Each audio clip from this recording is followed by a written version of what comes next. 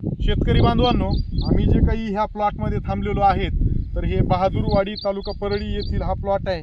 आणि मागील 3 हंगाम झाले या ठिकाणी, म्हणजे जानेवारी 2024 पासून या प्लॉटमध्ये कुठल्याही प्रकारची मशागत जी आहे ते केलेली नाही आहे.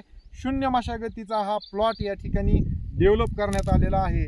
तर आता इथं जी काही टोकन करणार आहे, तर हे चौथं पीक आहे, सलग चौथं पीक. कुठल्याही प्रकारची नांगरणी, मोगडणी किंवा काहीही न करता, कुठलीही मशागत न करता या ठिकाणी नियोजन केलंय.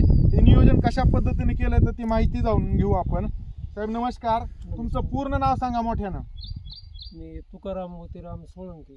बरं, आता तुम्ही जी काही मी जानेवारी 2024 मध्ये आपण आलो होतो या ठिकाणी, त्यावेळेस किती फुटाचा सरी वरंबा तयार केला तुम्ही? 4 फुटाचा. 4 फुटाचा सरी वरंबा. आणि मग त्याच्यावर उन्हाळी तीळ केला होता, तर तो कशा पद्धतीने टोकन केला होता? म्हणजे त्यावेळेस टोकनाचं यंत्र नव्हतं. हा, यंत्र नव्हतं. मी ते थोडं सरत्यानं पेरणी केली होती ह्याच्यावर.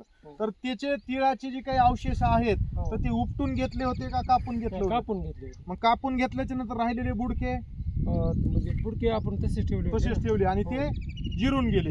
नंतर त्याच्या पुढे जे आहे ते खरीप 2024 ला काय केलं होतं ह्याच्यावर? कापूस लागवड. कसा लागवड केली ती? टोकन केली. टोकन माणसानं केली का यंत्रानं केली? नाही, यंत्राने. तिथं मग यंत्रानं लागवड करताना काही अडचणी आल्या का? नाही, काय अडचण. आता हे क्षेत्र किती आहे टोकन करायचं तुमचं कापसाचं? हे 1.25 एकर. 1.25 एकरामध्ये त्यावेळेस कापूस किती झाला तुम्हाला? आम्हाला 17 क्विंटल झाला. 17 क्विंटल झाला 1.25 एकर क्षेत्रामध्ये शून्य मशागतीनं. तर ते कापूस कापून घेतल्याच्या नंतर त्याचे बुडके आपण तसेच ठेवले. आणि पुढं कशा पद्धतीनं खरीप 2025 ला नियोजन केलं? आपण खरीप 2025 सोयाबीन तूर केलं. हा, तर शेतकरी बांधवांनो, आता बघा मी थोडंसं आणखीन दाखवेन.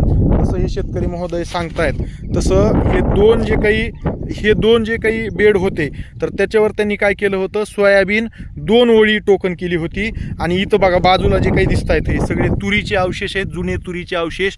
असंच मी आणखीन परत एकदा तुम्हाला दाखवेन की हे सगळे तुरीचे बुडखे जे आहेत ते ह्या ठिकाणी अशेष ठेवण्यात आलेले आहेत. हे इथून तिथून सगळी तूर जी आहे ते त्याचे जमिनीलगतचे अवशेष असेच ठेवून याच्यात लिग्नाईनचं प्रमाण जास्त असतं, हे याच ठिकाणी कुजणार आहे. आणि उत्कृष्ट असं खत या ठिकाणी भेटणार आहे. सोबत जमिनीची जी आहे ते सुपीकता, सेंद्रिय कर्बवाढीसाठी ह्याची मदत होणार आहे. आणि बघा हे कापसाचे जुने अवशेष, हे बघा 2024चे कापसाचा हा जो आहे तो या बेडमध्ये मधोबंद लावलेला, तर हे सुद्धा कुजायला चालू झालेलं आहे किंवा कुजत आहे.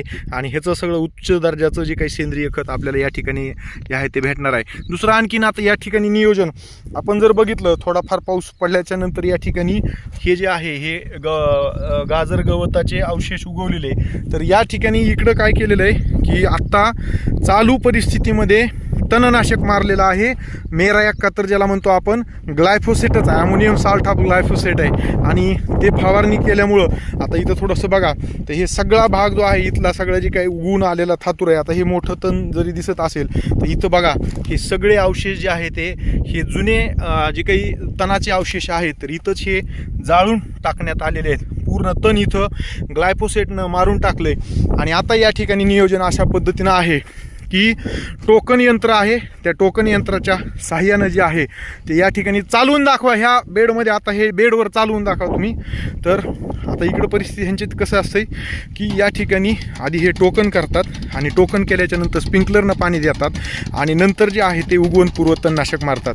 तर ह्या पद्धतीनं ह्यांनी आता हे टोकन करणार आहेत. आणि हे टोकन कापसाची केल्याच्या नंतर जे आहे ते हे टोकन झाल्याच्या नंतर बघा ह्याच बेडवर कुठल्याही प्रकारची परेशानी न होता ह्यांना व्यवस्थित हे टोकन करता येईल आहे. दुसरा विषय हे झाल्याच्या नंतर पुढचं नियोजन पाणी व्यवस्थापन स्प्रिंकलरच्या साहाय्यानं करण्यात येणार आहे. पाण्याची बचत त्या ठिकाणी स्प्रिंकलरमुळं होणार आहे.